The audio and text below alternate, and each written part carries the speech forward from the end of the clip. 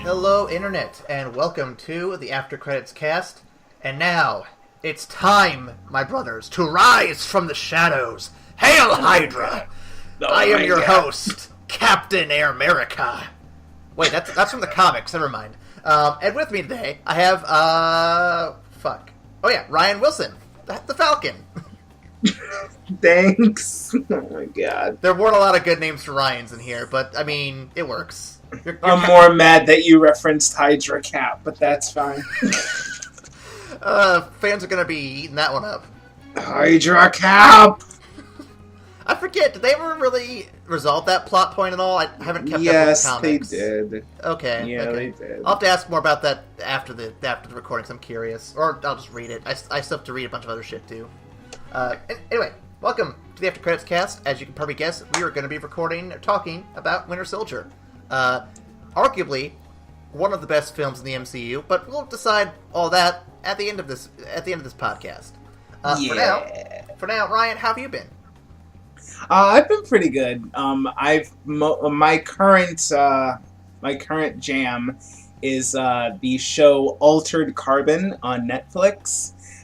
I've read the book. I read the book like years ago, and it was really surprising that they were making a series on it. But from what I've seen so far, it's pretty fucking good. I highly recommend it. Nice. Speaking of Carbon, I am watching another show that is dipped in chemistry a bit. I am showing Amanda Breaking Bad. Oh yes, it is probably one of my favorite shows I've ever watched, and we're in the middle of season 2 right now. And we just got introduced, I think, a couple episodes back to the woman who would eventually become Jessica Jones. Nice. Oh no. I know. I'm already my heart's already kind of breaking knowing how that ends and knowing. Oh. You've heard the story behind the behind the scenes for that moment, right? No. So in recording, and this is way off topic, I know, but I like talking about the story.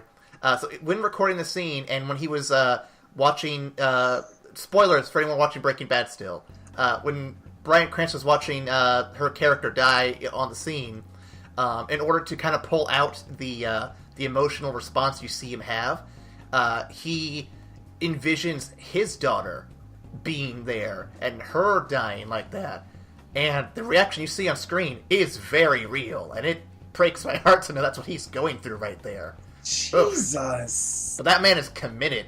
Bryan Cranston.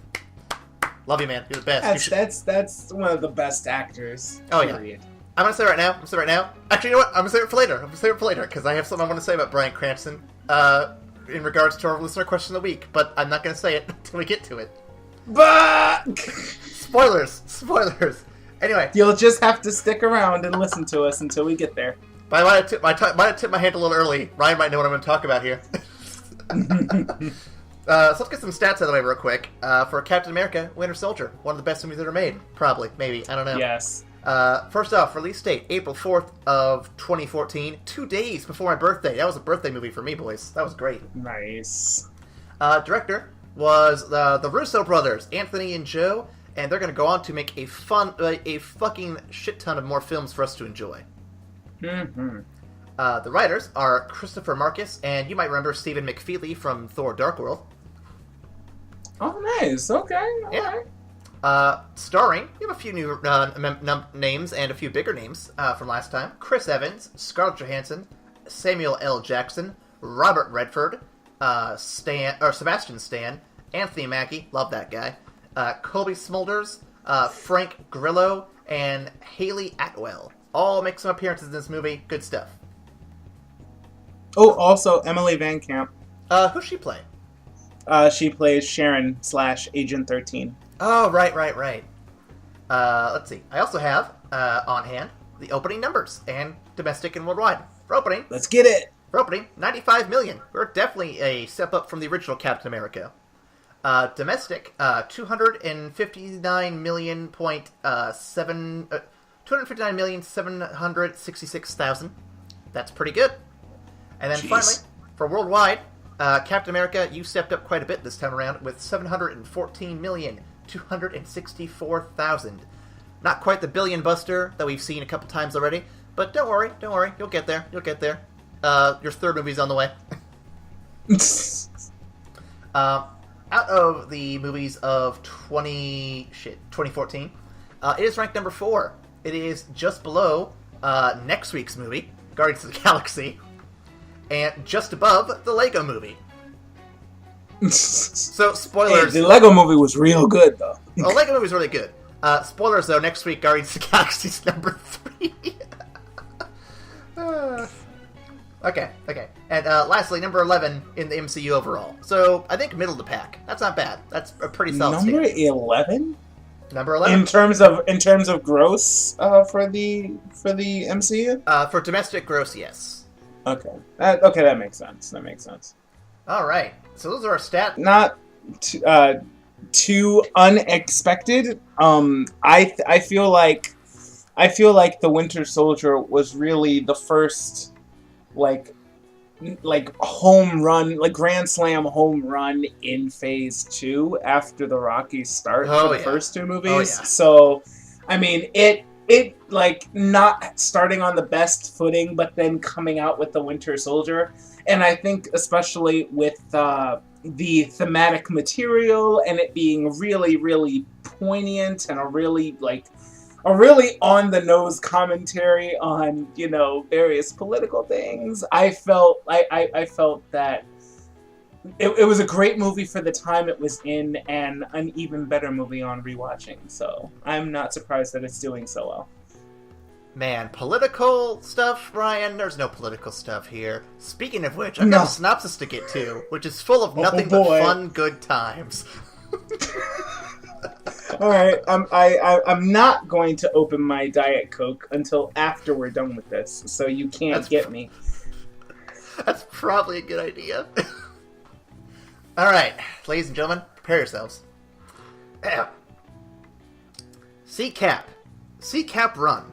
Run, Cap, run into Anthony Mackie, who is mad jelly of Cap's hot co-worker Natasha. She picks up Cap for a secret super agent secret mission to lie to Cap about their true intentions. Smelling something afoul, Cap exits the bathroom to bring it up to Pulp Fiction at the Tri-Skeleton, who says his grandpappy had a gun, so the government ain't got no right to take his. Second Amendment, biatch. Fury's right-wing agenda continues when he reveals that he has attached his Second Amendment rights to 3 big ships that'll shoot down a whole school of children should be deemed a threat to S.H.I.E.L.D. Oh my god. Steve leaves to remind himself how depressed he is, while Furious N tries to open files from the secret boat mission. Talking to, totally not the villain, Lex Pierce, because we're total besties, I can call him that. They decide to delay Project Second Amendment biatch. However, Nick Furylove has his world flipped upside down, or just his car, by Old Man Winter Soldier, who is surprisingly young for someone that old. Cap leaves his manipulated soldier support group to find Saint Nick Fury has broken into his home to leave intel under his Patriot tree. Trust no... I'm trying not to interrupt you. I didn't know if I was going to get you with that one. I really didn't. Trust no one, he says, before getting shot through the heart. But Cap isn't too late. He flings his body through various parts of the set to play frisbee with the spry Winter Soldier. Their eyes meet, and they realize it must be love at first sight. Or maybe I'm reading too much into this. Anyway, a totally not fake surgery happens where Mr. Glass is presumed dead. Cap is called into questioning, but he hides the intel he got and placed it in a place no one would ever find it because no one ever chews bubblegum anymore. Cap is declared a menace with no real evidence, but who cares because the government said so. Manhunt begins, but Natasha finds the intel and is quite livid that Cap wouldn't ask her for help. They pair up and use makeouts to evade the cops as they make out their way to Arnim Zola, who spoils the twist of Civil War. Don't worry, he blows up the base to ensure Cap can't tell anybody, but he survives and goes to his new friend Anthony Mackie for help. The party finds Agent Sitwell, who reveals S.H.I.E.L.D. to actually be filled with Hydra agents, see Captain America 1, and they plan to use Project Second Amendment biatch to make everyone their biatch. Autonomous weapons are no joke, people. Tell your representatives to vote against them. Anyway, Sitwell is killed and a battle occurs where Winter Soldier and some dudes fight our heroes. Failing to aim for the legs, of course. Soldier Boy's mask falls off, and it's revealed to be Cap's old friend Bucky. But the power of friendship immobilizes Cap, and the team is captured. Luckily, minor character from Avengers rescues them and brings them to the not-dead Mace Windu, thanks to the government-provided healthcare. They plan to infiltrate Pierce's skeleton and stop Project Second Amendment rights biatch from taking off faster than the Trump tweet on Twitter. Captain America and Captain Falcon work to destroy the 3 ships of Project Project Second Amendment rights biatch. I gotta make sure I get that right. Yep. While Black Widow and Black Fury deal with Lex Pierce and his big button. But Winter Storm Warning is in effect, and it's attempting to bury Captain America. The team takes the ships down, and Captain America laments his failed suicidal mission in the last movie. Overcome with the feels, Winter finally came and to his senses and saved Cap from crashing to his death and vanishes into the night. Natasha, Ricky leaks everywhere, and Hydra can't clean it up. Fury goes into hiding until the plot needs him again. And Cap teases us with a buddy cop movie with the Falcon that I don't think is actually going to happen at this point. Post-credits, the not X-Men characters who are also not mutants because legal bullshit. See you in Age of Ultron.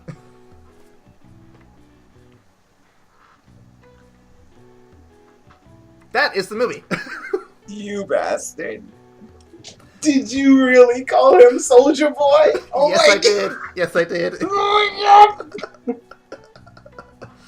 Ryan, I have way too much fun with some of these. I gotta say, this might actually be my best work here. I'd be willing to say that up until this point, this is the best one.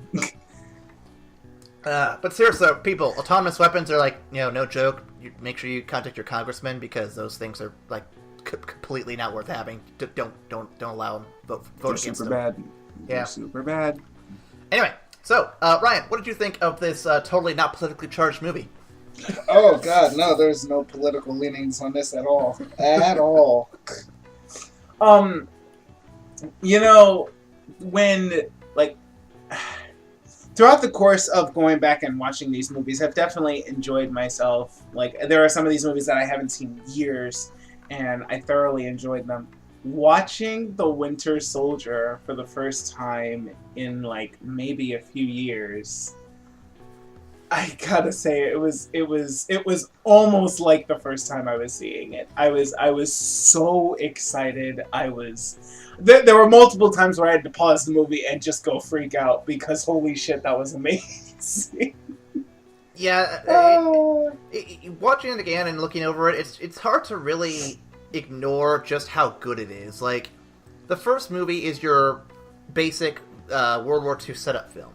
This one takes things in a whole different direction, making an espionage film, and it works on all the right levels. It hits all the right notes, and it plays into the same problems that Cap always has when first coming out of the deep freeze, which is how does he adjust to real life, and who can he trust, and how can he adapt to this new way of life. And this film kind of goes over that, not in your face, but it does it alongside all of the other stuff going on. He's trying to figure out who he can trust. He's trying to adapt to the new way of how war and politics and all this government stuff works, and he adapts quite well. I'm not gonna mince words. He does a good job with it.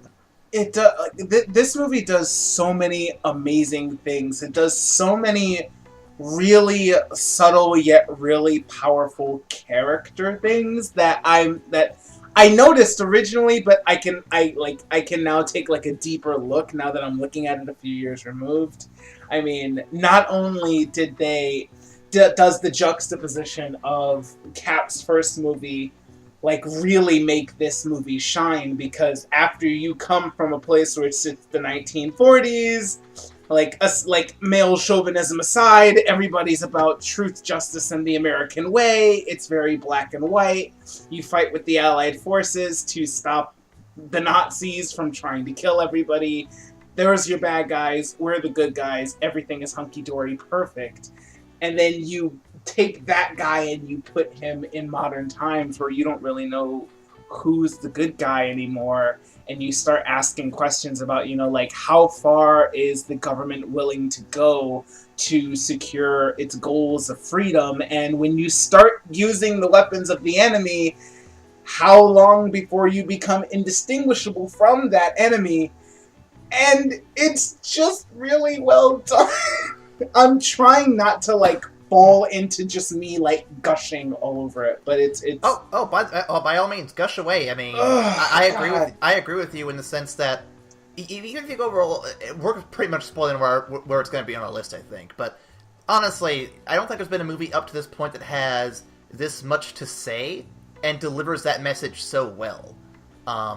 Every other movie thus far has been either introducing us to a character, or celebrating the fact we got all the characters together, or, in the most recent cases, trying to do something different and not quite matching up to it.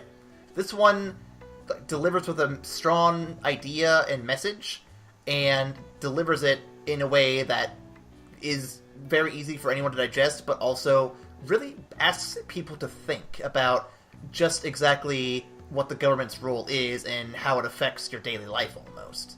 But again, it's not in your face about it either. Yeah, I mean, I almost feel like they heard the criticisms about Thor 2 and immediately put the answer to that criticism to work in Winter Soldier, because The Winter Soldier is a serious film, and it deals with a lot of really serious, like, topics, and it does really serious character work on every character involved, but there's just enough levity and comedy to make it enjoyable, so you don't feel like everything's going wrong and the government is all horrible and there's literally nothing good about this world, and why do we even bother trying to escape. It takes it out of that mire with a lot of just perfectly timed comedy beats and just the insertion of levity that it doesn't feel forced, because you have this constant running, like, gag of Natasha trying to introduce Steve to other women while, like, trying to get him to get back into the world. That's because she thinks of his she thinks of him as his friend, as her friend, and she's trying to get him out of the funk of, like, really not knowing what the hell he's doing with his life. But it's well done. Let's be fair. He's an 80-year-old virgin now. He needs to get laid. He's not a virgin. Do we have proof of this? Down. Do we have proof of this? As Captain America himself said, "I'm 95. I'm not dead." Right? It's like a straight quote from the movie. I mean, true, but not dead people can also be virgins. I mean, didn't you see the Steve Carell movie? He was 40 when it happened. Lord have mercy. I'm sure Cap is gonna be just fine. I know. But I mean, it it tells a really believable story.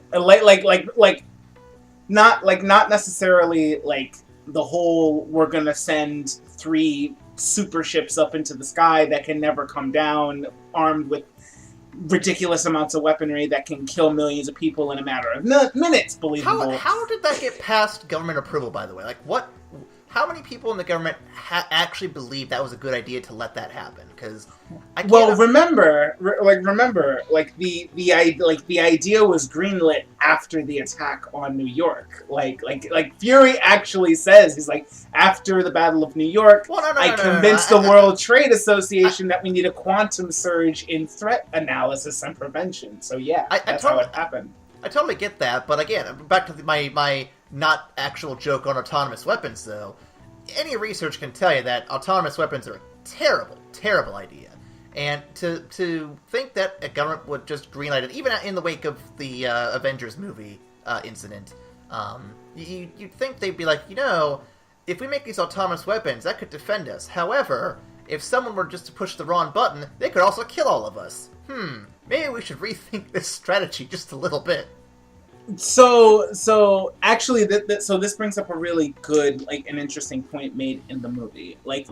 There were a lot of securities and redundancies set throughout this project and throughout damn near everything else that S.H.I.E.L.D. did to keep the power, solely within the hands of S.H.I.E.L.D. and thus Nicholas Fury.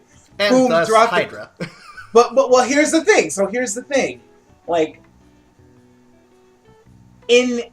the idea of escalation, the idea of you doing these bad things for good reasons and you accumulating all this power, maybe not so legally, not necessarily legally, but not so morally, but you're getting all of this power in the name of protecting people, that's all well and good, but what happens when that power falls into the wrong hands?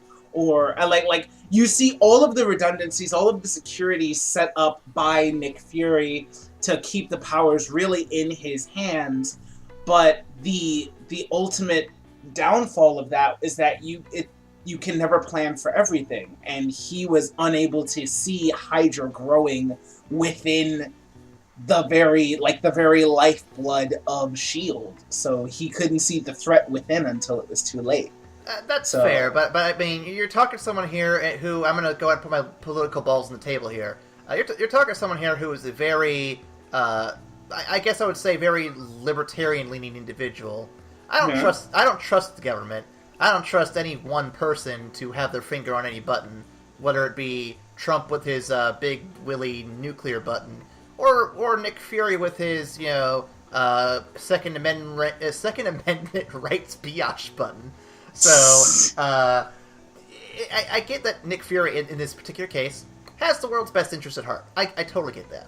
However, like I said, I am very skeptical of any government decision where it's a unilateral, one person or one small group of people make the call. I've always been skeptical of that kind of shit.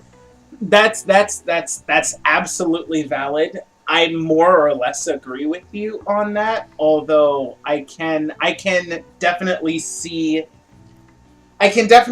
situations arising where there's not time to bring decisions like that to a committee or to a vote, and in the most horrible moments, the decisions to affect the lives of millions of people can often rest on one person's shoulders or a few people's shoulders. And if that's the case, I would rather have those people that I can intrinsically trust. And I feel that this is a recurring topic that it really finds its starting point in Winter Soldier, but we're definitely going to get more into that in Civil War. What? Especially after the events of Age of Ultron. Spoilers, fucking Sokovia. But yeah, the idea, and this is really what I love about it. The idea is that the majority of Captain America's movies, the second and third ones, the main idea is how does the rest of the world react to the ever-growing nonsensicality that is the Marvel Cinematic Universe? Because, I mean, all of the big things that go wrong are, in effect, kicked off by the Battle of New York. Everybody's terrified. Literally, aliens just tried to invade the planet, and the safety of the world actually fell to a couple of these guys in costumes, and the guy with the eye patch who's been running the spooky ass spy organization, he actually made the right call and saved us all. And so it doesn't surprise me when, after all that was said and done, the World Trade, the World Security Organization came to Nicholas Fury and said, well, what do you think we should do next? So, shit. Yeah. And that's like there are questions that arise when you're thrown in situations like that, and like overwhelming power are placed in the hands of a few select individuals that, while well-meaning, aren't perfect. Now, curious question for you. In regards to Cap and Nick Fury's relationship, in the previous movie, Cap discovers in the previous Avengers movie, Cap discovers Hydra tech on the Shield helicarrier, and he sort of begins to distrust Nick Fury. So clearly, something's patched up between then and now to get them to be friendly again, or at least on the willingness to work together. But then in this movie, we're back to seeing Captain America not be given the full story of information from Nick Fury throughout the film. So I'm wondering, does Cap trust Nick Fury, or does Nick Fury even want to trust Cap? Like, how does that relationship work after what happened and going on now, and nothing's really changed in order to make their working relationship actually seem functional?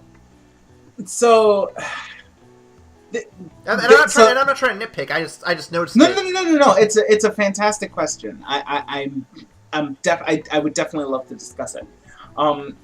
I think going into it, Cap comes out of deep freeze, and yes, he's told that 70 years has passed, but for him, it was a nap. It was a nap. So, he still comes from a time when he follows orders, and he follows orders coming from really good men and good generals, and people that he knows has the world's best interests at heart, and he follows those orders without question.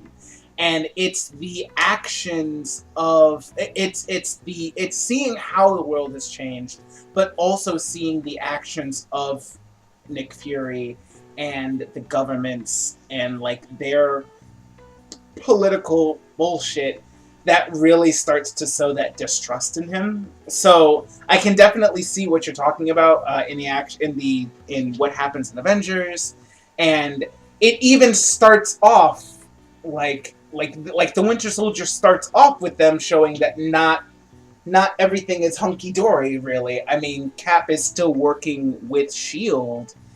and going on missions for them, but he's constantly questioning everything that Nick is doing, and Nick is lying to him. He's like, oh, you can't help yourself from lying. That's literally the first thing that he says to him in this movie. So I think they do a great job of starting off right off the bat. They're working together, but there's still tension there.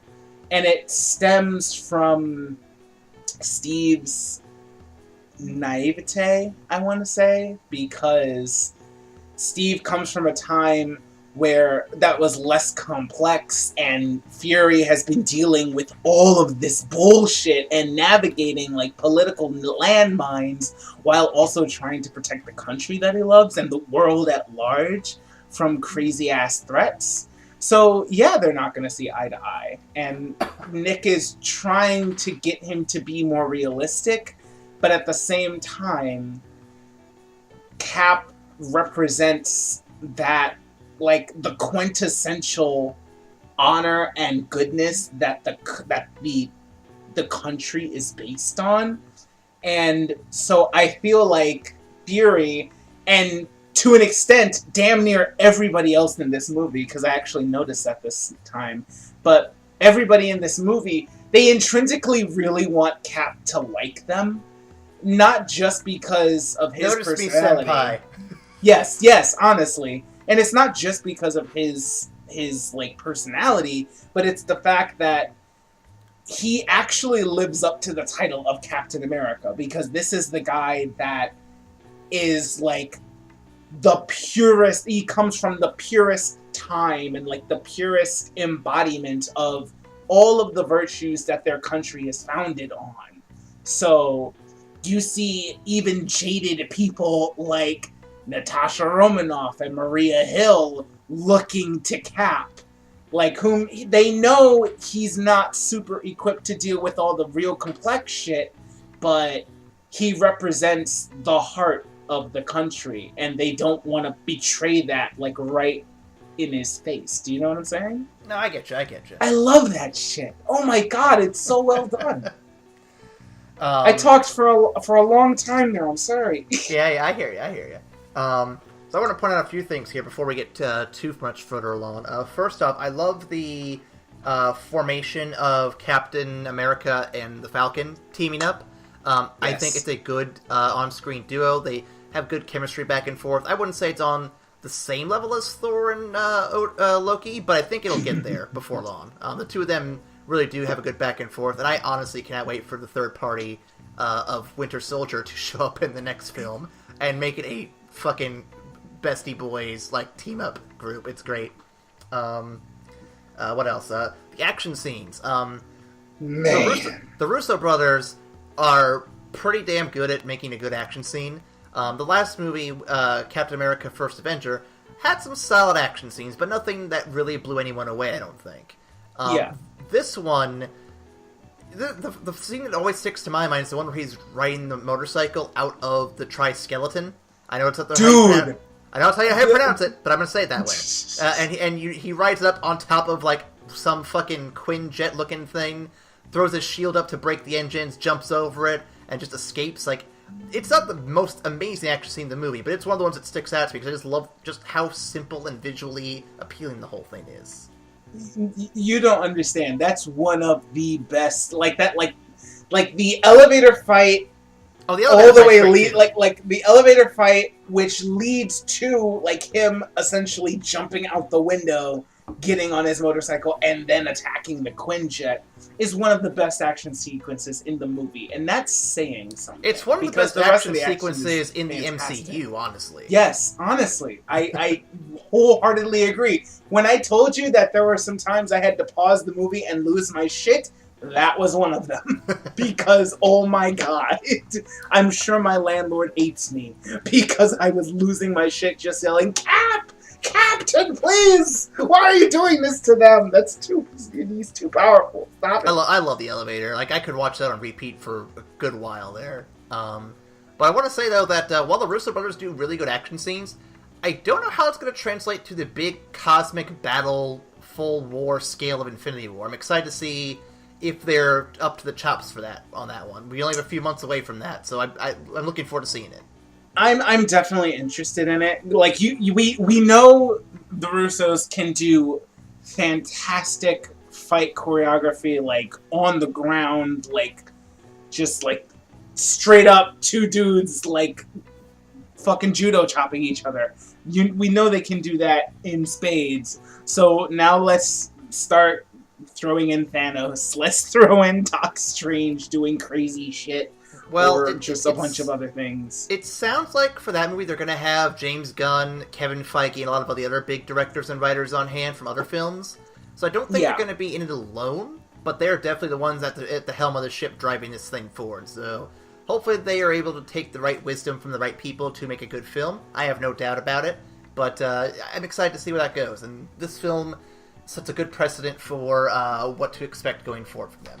Yeah, I'm not worried at all because at the core of this movie, it is a fantastically paced, character-driven, like deep, hard look at the political landscape and like what it is that we're doing while wearing a Captain America mask. And yet it still manages to tell a very true, very deep Captain America story that's really engaging, and like at the core of it, it's just a fantastic movie. Like when you take away everything else, they told a fantastic story and did a fantastic movie. So if you put anything else on top of that core, it's gonna be wonderful. I can't wait to see the shit. Cannot wait. Oh shit. So I'm looking back at the filmography of the Russo brothers just because I want to see how much experience they have prior to Captain America. If you're going just purely off films, they've done 2 films prior to Winter Soldier. Just 2.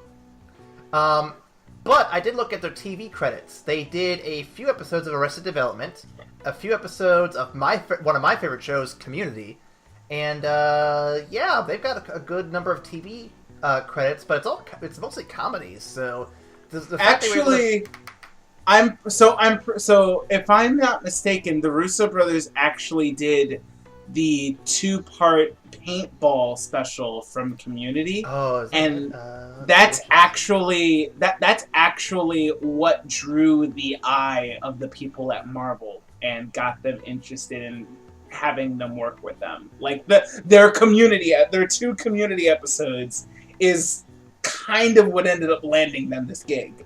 Oh, they didn't just do those 2 episodes. They did a shit ton of episodes. But yes, I mean, I would not be surprised if those episodes drew people in, because those are some of the best episodes of that show. Yes, sir. That and the Dungeons & Dragons episode. I'm sorry, that's still my favorite one. Oh my god. Is anyone else gonna look at this hate crime? Fucking Pierce. Such a great episode. Can we do a podcast on Community? I know we're not going to, but I want to. Sign me up, dude. I would definitely do a rewatch of Community. Oh my god. That's so good. Is there anything else you want to bring up about this movie before we move on? I know there's probably plenty of things to talk about, but I'm trying I could probably say the same things differently, but just continuing to gush on it. Oh, okay. One thing I do want to bring up.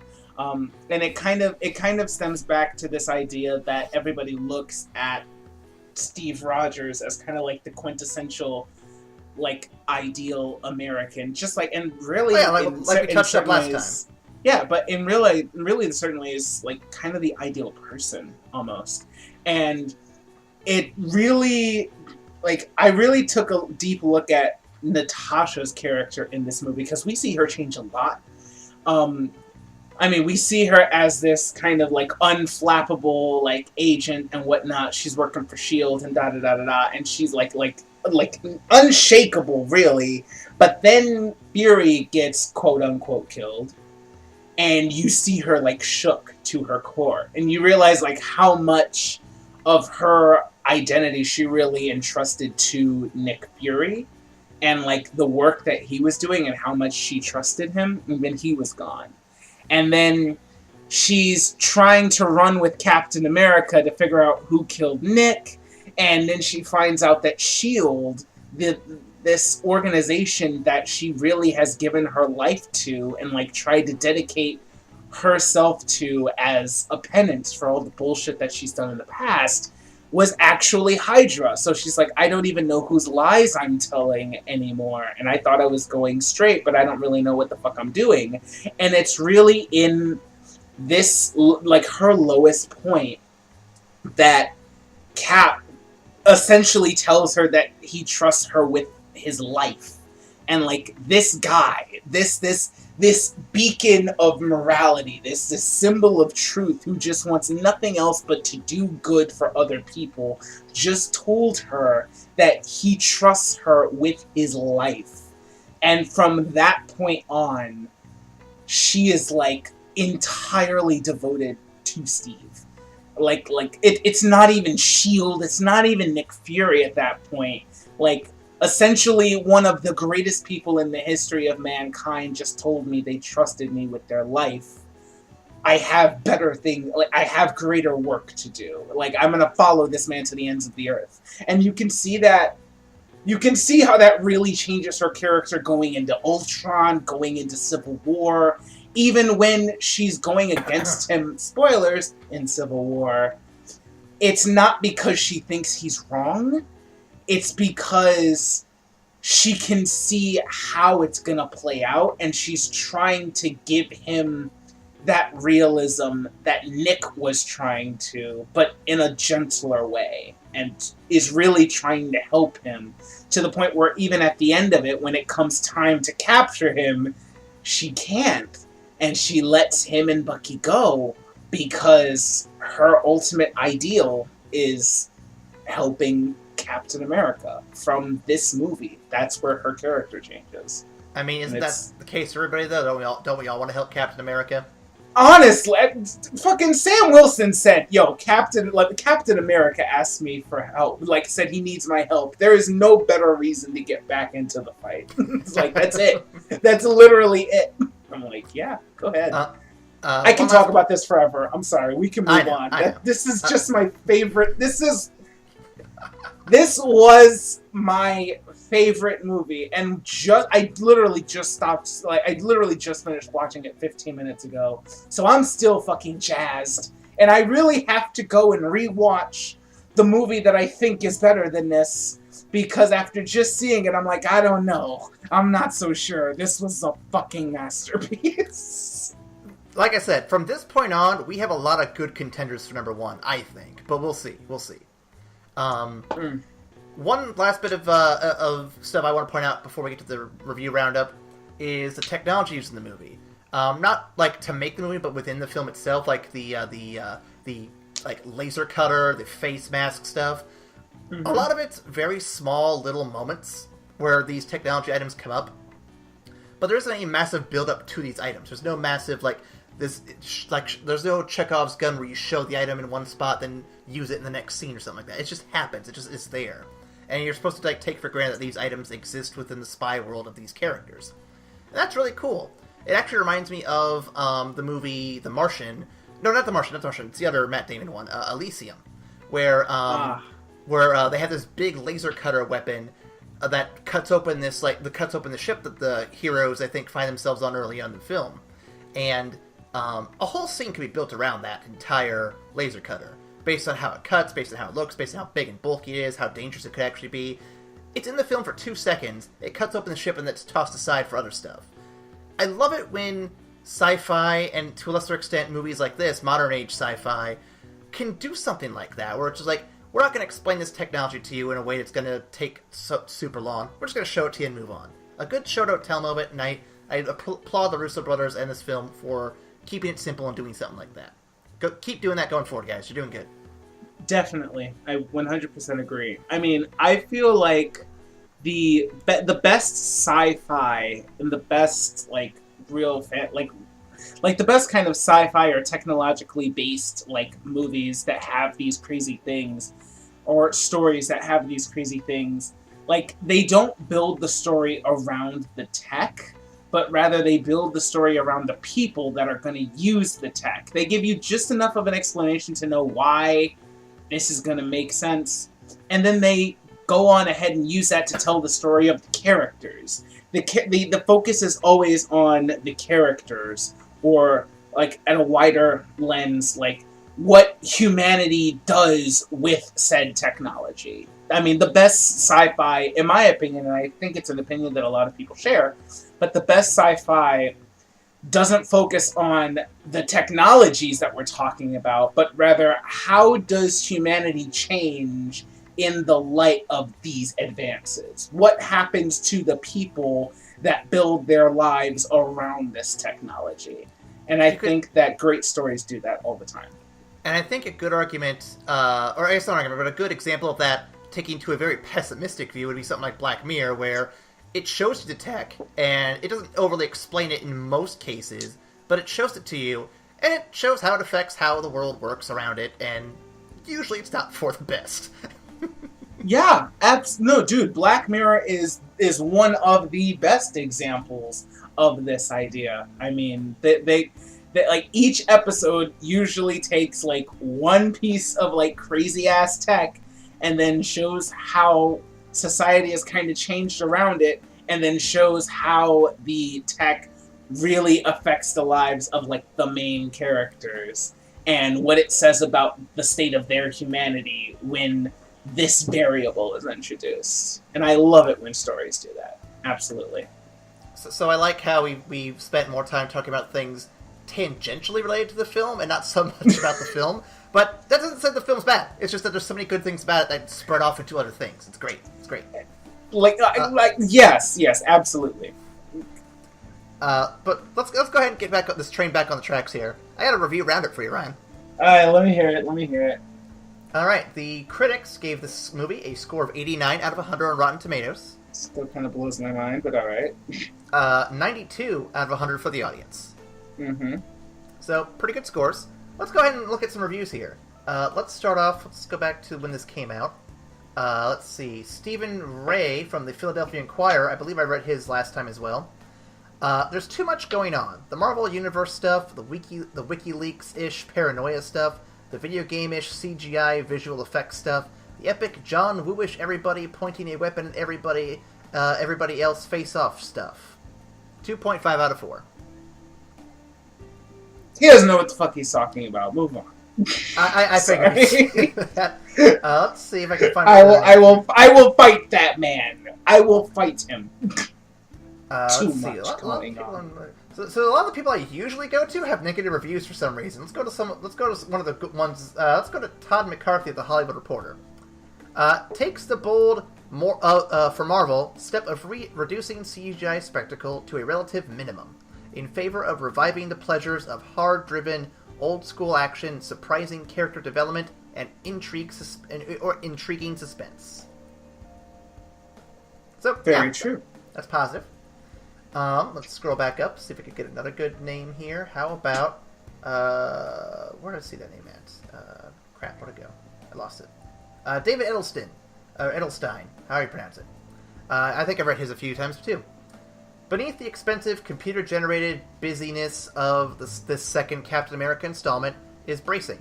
Old-style conspiracy thriller made extra scary by new technology and the increasingly ugly trade-offs of post-9/11 world. Yeah, that's spot on. It's really surprising that so many of the critics are like throwing back to the CGI when I feel like CGI was not as huge in this movie. I mean, the CGI that I can really remember is all around shit blowing up and the Insight helicarriers, like those being CGI, and some of the airborne combat for Falcon. But aside from that, it was mostly guys on the ground, just hard-nosed action or crazy-ass political thriller. I mean... Yeah, I didn't recall any special effects that really pulled me out of the film. I don't really recall special effects being heavily used. I feel like it was definitely on par with something like Jurassic Park, where a lot of practical stuff was more in place. A lot of actual on-the-scenes footage and, actual hand-to-hand combat.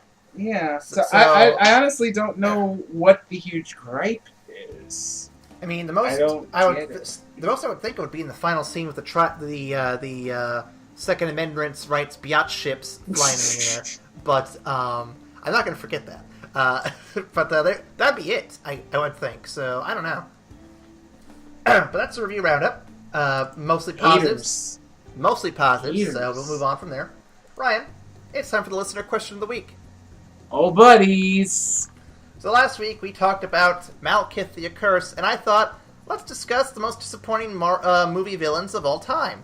I opened the door up to every villain that ever existed, every movie that ever existed, for you all to tell me what you wanted to say. I got a lot of likes, and I got, I think, a retweet on the blog on the Tumblr. No one actually answered. I'm a little offended there, guys. Yeah, you gotta answer. You can't just like it. I can't read a like. That doesn't help me at all. But if I do get answers, I will put them in right here at the 48:35 mark. Brian? Yes, sir. Of all the movies you can think of all the villains you can think of, what's the most disappointing villain you've got? I know my answer. So the way my mind works, I generally tend to focus on the good shit in things and try to either justify or just kind of gloss over the bad things until they're really bad. But I would say I don't have a whole bunch of villains that come to mind when it comes oh god, yeah, that guy sucked. Aside from Malekith, God, why? Well, that's come on. But that's recent memory bias now. that is. But I do have a different answer. Okay. And so my answer is going to be, I don't even fucking remember his for real name, but it's going to be the guy who played Diamondback in Luke Cage. Have you finished it? Okay. Yes, I have. Okay, yeah. So the guy who played Diamondback in Luke Cage. It was question. Okay. Is this disappointment on the portrayal of the character or just the character in general? I'm gonna say the character in general. I mean, okay. I'm not gonna hold anything against the actor, I think he did the best he could with what was given. I just feel like the character in general was it was disappointing. It was especially disappointing after because he comes in the second half of the show, and the first half you've had Mahershala Ali playing Cottonmouth, just fucking going to war with Luke Cage as a fucking really gangster in Harlem, and he's such a magnificent actor, and the character was so well developed, and he had that underlying sense of just rage on top of trying to be just cool as hell, and he was so good. And then you had Diamondback, who was just crazy. He was just crazy with a lot of guns. He had some funny lines, but he was just trying to be batshit insane. I feel like when I watched that show too, he sort of just came out of left field like, hey, I'm the villain now, let's shake this up a little bit. And yeah, I remember I thought back as to earlier episodes as to, like, was he introduced? Was he mentioned? Like, how does this guy get played in there? But I can't remember anything about... And I can't remember anything prior to his first appearance where he kills... or I guess he doesn't kill Cottonmouth, but he takes in Cottonmouth's place. And I'm like, where did you come from? What do we know about you? Who the fuck are you? Yeah, I mean, there was the what you call it, like, there was the tie-in to, like, there being this crazy-ass, like, spooky weapons dealer who's got all this high-tech stuff that Cottonmouth was buying, like, through his fucking associate Shades, whatever the fuck that dude's name was, whom I love. I also love that guy. I love a lot of people in Luke Cage. This is such a well-acted fucking show. But all you really knew was that this guy was the head of it, and then he came out and he was crazy and he wanted to kill Luke, and then apparently he was Luke's half-brother, but illegitimate, and fucking... And then he had a fucking... It's just like... And then he had a fucking suit that he could go toe-to-toe with Luke Cage on, and I'm like, fucking, this is weird. Luke, just beat the shit out of him so I can see you trying to combat Mariah, who is now the new queen pin with Shades, her business associate / lover. I love it! Like, let's get back to that story, because this guy's a moron. That's my answer. Diamondback from Luke Cage. Not what I was expecting, but I appreciate it. That's a good answer, actually. As for me, so I had to think about this a little bit. And my question I asked myself when deciding which villain was going to be was this: did the villain's presence was it an attempt to enhance the movie that failed miserably, or was it just? I'm trying to think how I worded the question. Basically, my question was: how does this villain play into the film, and why or why not does this thing work? So I had narrowed it down to 3 potential suspects. Mm-hmm. I had to rule out the pun-happy Mr. Freeze from Batman and Robin. I don't like the portrayal, but the puns make me laugh. And Arnold Schwarzenegger, why? The whole movie is goofy where he fits in, and I can't really fault that. The movie itself is bad, and he does not make it worse. It's just bad on its own. My next choice was General Grievous from the Star Wars movies, because Ryan, were you familiar with the Clone Wars animations that took place? Yes. So in Season 2, they introduced General Grievous as the most terrifying, badass Jedi killer. And I thought to myself... spooky. I thought to myself, oh shit, he's gonna fight Anakin and Obi-Wan in the movie. That's gonna be fucking baller. And then they made him a completely worthless character in the movie. Like, I was so frustrated they did that. And they've kept that in the continuity. In the Clone Wars CGI show, he is still a complete bitch, even though Windu hasn't met him yet. I don't know why they made that creative decision. It makes no sense to me. But I don't think that ruined the movie. I think enough stuff outside of him kept the movie interesting, and I think that he himself is still relatively interesting enough to give a good action sequence, but it is disappointing. However, I know one villain above all of them, who is more disappointing, and I'm not going to say Doctor Doom, I have words for that later. That's a whole other podcast I can go into. I'm going to say Lex Luthor from Batman vs. Superman. Ooh. And here's the thing. When the movie was first announced and the rumors of Bryan Cranston came in for Lex Luthor, I knew my hopes were high, but I'm like, you know what? If that happens, best movie ever. That movie that was pulled out from under us, and we had Jesse Eisenberg, and I'm like, okay, you know what? He won't be bad. He's done good work before. I can't see him going out of his way to make this bad. And I don't think it was his acting that made it bad. I don't think it helped, but I don't think it made it bad. But the direction they chose to take the character, the writing they chose to give the character, the motivations, just his whole persona of being a half Joker, half Lex Luthor character, and not really committing to either one, it just made for a really odd character. And I remember when I first watched Batman vs. Superman, I had a friend of mine who was with us, and he said that, that took him in a different direction. I think it's fine.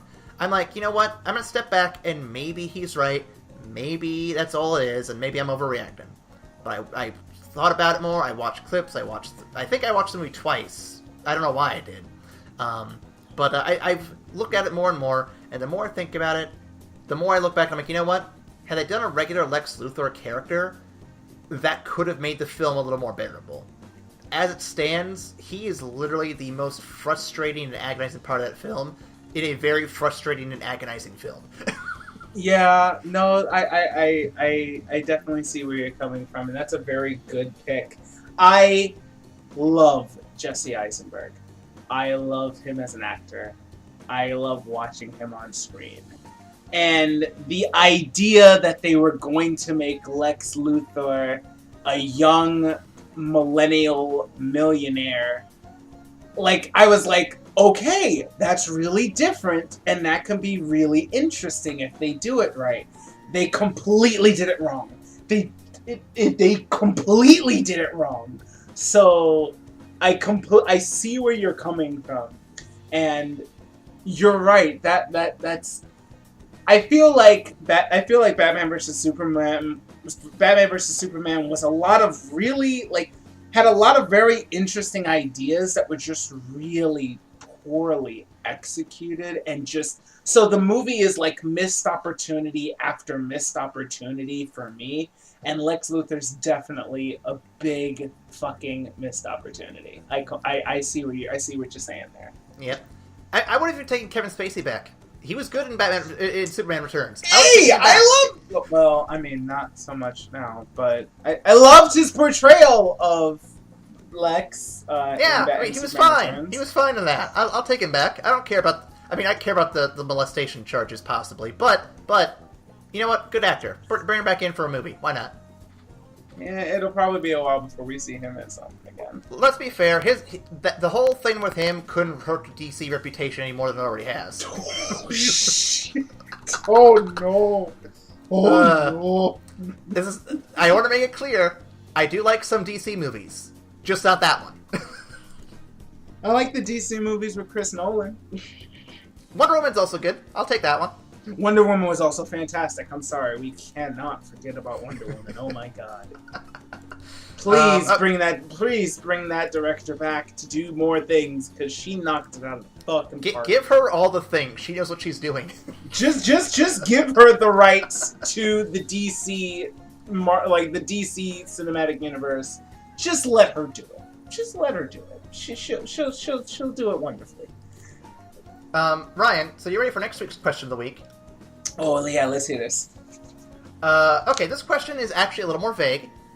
It's more of an opinion question. I want to see what everyone answers this. I hope someone answers it this week. Ryan, answer it. This week's question is, does America deserve a hero like Captain America? Oh, shit.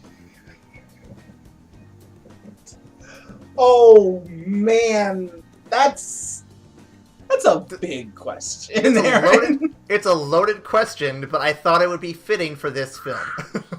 That's a big question, and that's gonna be really interesting to insert into the goofiness of next week's podcast, because we're gonna be talking about Guardians next week, and in the midst of all of this, they'll be like, so back to our listener question.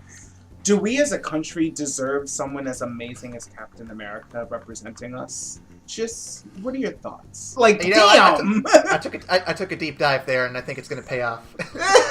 It'll be interesting. I'm definitely down to talk about that. Definitely. All right. So speaking of Guardians of the Galaxy, Ryan, we have a trivia war. Oh boy. I think this is where you catch up. This is it. This is. I was gonna say I think this is the week I'm gonna beat you. Okay, yep. So Ryan, let me let the audience tell the audience here. This is our trivia war where we ask each other questions, one easy, one medium, one hard, to determine who knows the most stuff about the Marvel Universe. We do our questions based on the upcoming film to see if we can remember stuff before we actually watch the film. This week's questions are Guardians of the Galaxy. Ryan is ahead of me right now. Let me just get the score real quick. 8-5.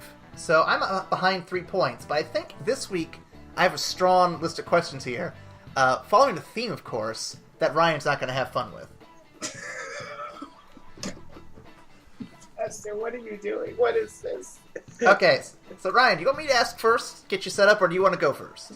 Sure, man. Why don't you ask the question? Let's just see what the fuck we're doing here. Alright, Ryan. Your easy question. All I need is the name or the artist. I don't need both. What song does Groot listen to as he grows at the end of the film? Oh, fuck. I think you'll get the artist, but if you can get the film, that's cool. Or if you get the song, that's cool too. Oh, shit. Oh my god, it's been so long since I've listened to it. It's been so long since I've seen this movie. God damn it.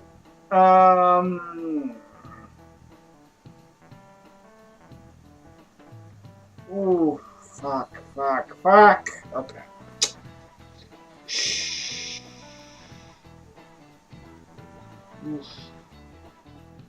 All I can remember from that scene is "We are Groot." God damn it!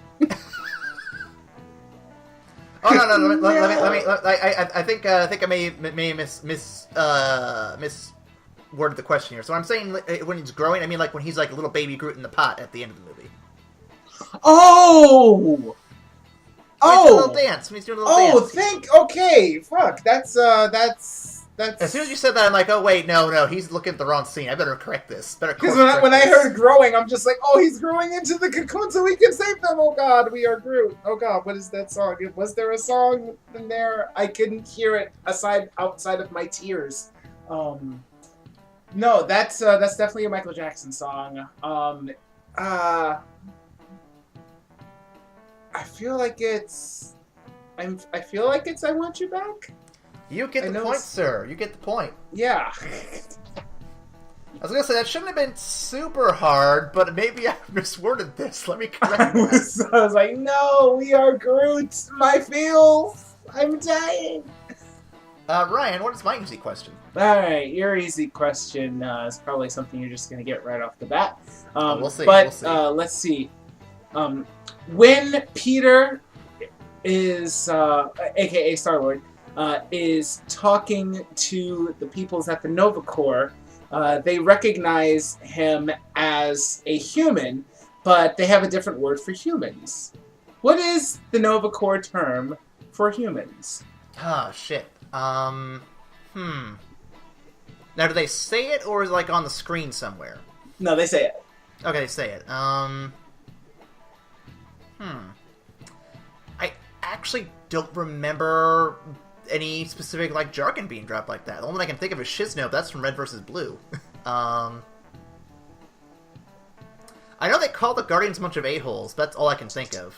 So what word is that? I can't think of it. Well, he is, especially at the end, he is codified as half Terran. Terran being the word for humans.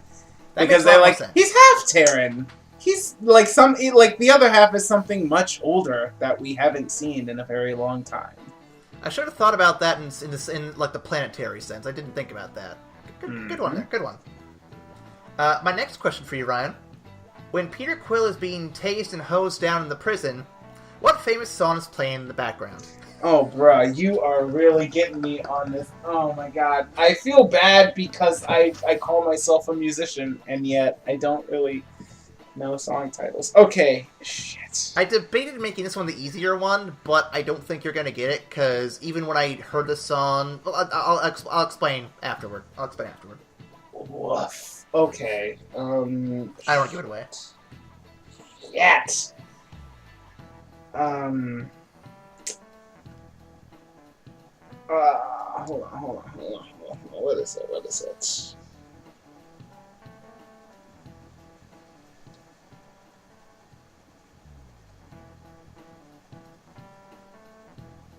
Is it Hooked on a Feeling?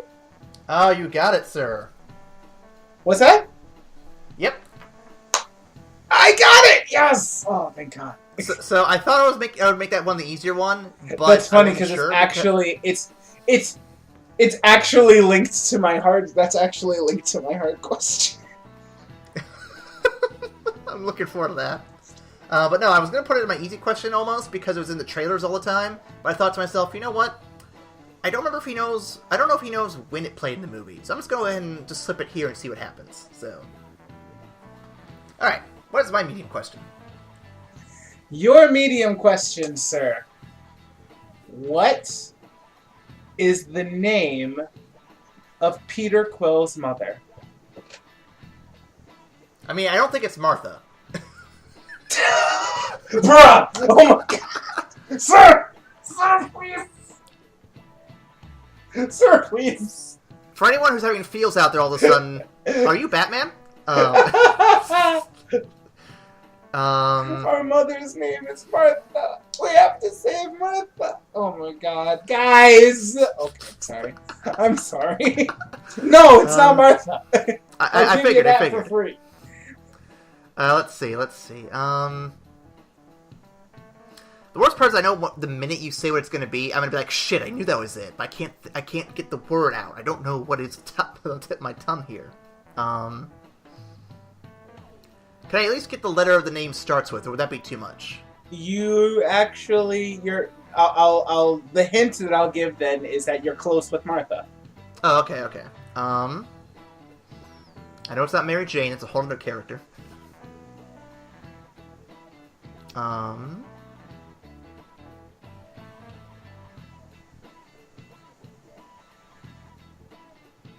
I'm gonna take a stab in the dark here and say Mary?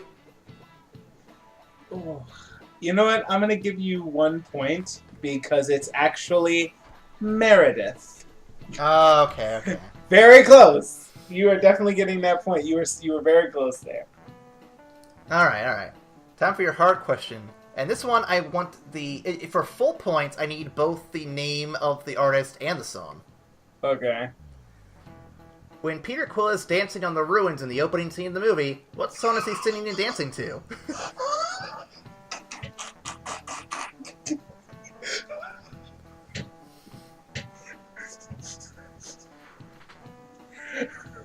That would be Come and Get Your Love by Redbone. Damn it, I thought it'd be harder than that. Aaron? Yeah? Would you like to know your hard question? I'm pretty sure this is going to be something I've already asked you. So in the opening cave scene, Aaron, what is the name of the song that was playing and the artist who performed it? I believe it's Come and Get Your Love by the Redbone. You are correct, sir. So I closed the gap by 1 point, but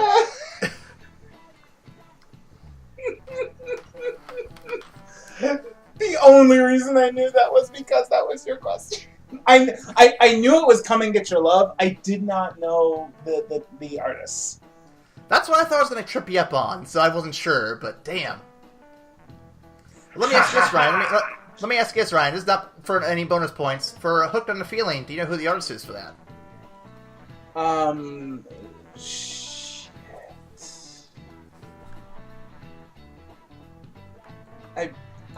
I want to say Blue Slade? That's correct. That's correct. Hey! Nice. Alright, so right now, actually the gap's widened a little bit. It is now currently 14 on Ryan to my 9. Woof. But next week, everybody, we got Guardians of the Galaxy. We'll have some Ultron questions. We'll see how that goes. Oh boy. Oh, Tony. Why would you build this thing? Alright. And with that, Ryan, we come to our final segment, which I think will go by really quick. The list, where we decide what the best Marvel movies are, ranking from best to worst. Our last week, we put, what movie was it? Thor 2 in the 1, 2, 3, 4, 5, number 6 slot. Just below Iron Man 2, just above the Hulk. Right now, the top of our list is Avengers. The bottom of our list is Iron Man 3. Ryan, do I even need to ask you where you want to put this one? I mean, you're free to guess. I assume it's going to go, like, just above Iron Man, maybe, like, right below Avengers, snuggled in there all nice and cozy. No. I think you're going to put this number 1. You are correct, sir. I like, in all honesty, not only is this movie just so unbelievably well done as a standalone movie, not only is it amazingly poignant for our country at the time it came out, and especially even today, but it also drastically reflects how normal people in the MCU are really like dealing with all of this craziness, and it reflects a major change in the MCU with the normal people losing their main force that was really protecting them from all of this bullshit, namely S.H.I.E.L.D. Like, this movie plays up the fall of S.H.I.E.L.D. That's massive. And on top of that, it had the nerve to be a fantastic fucking movie? Yeah, it's number 1. It's number 1. I won't argue that one. I know it's not my favorite overall going forward. I know there's some movies coming up that I love a little bit more than this one. And I think a couple a lot more. Not that this one's bad, but just I have a particular bias for certain things. I'm going to get to that here before too long. That said, though, of what we've seen so far, this is easily the top one. Best action scenes, some of the best ways of telling a good story and trying to get a message across. There's really not a lot of downsides to the film that I can think of, so there's really no question behind it.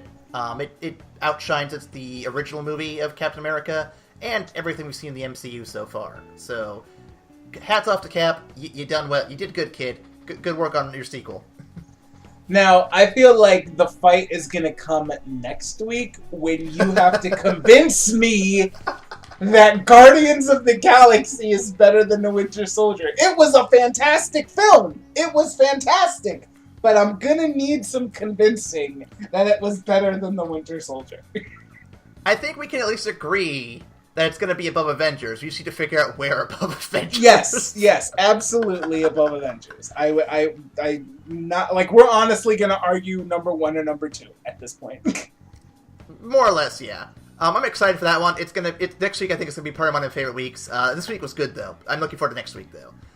If you have a favorite movie in the Marvel Universe you want us to talk about in the upcoming episodes, please leave a comment down below with your choice and why. We'll read it on the podcast in front of everybody and tell everyone just how much of a good boy or girl you are. Also, if you have questions to stump us for trivia, leave them down below. And if you have an answer to our listener question of the week, all that can be answered either Tumblr, Twitter, Facebook, or in the comments below this video, or, one more time, at evacstation@gmail.com. Ryan, what's that website? What's that email again? Email, evacstation@gmail.com. Thank you. So please go there, leave comments and all that stuff, and we're excited for the next few weeks. We have good movies pretty much from here on out, with a few speed bumps, I think. No, Ultron, why? Save the fury, Ryan. Save the rage. Okay, I'm gonna hold on to it. And while you're holding on to that, we will see you after the credits. Bye.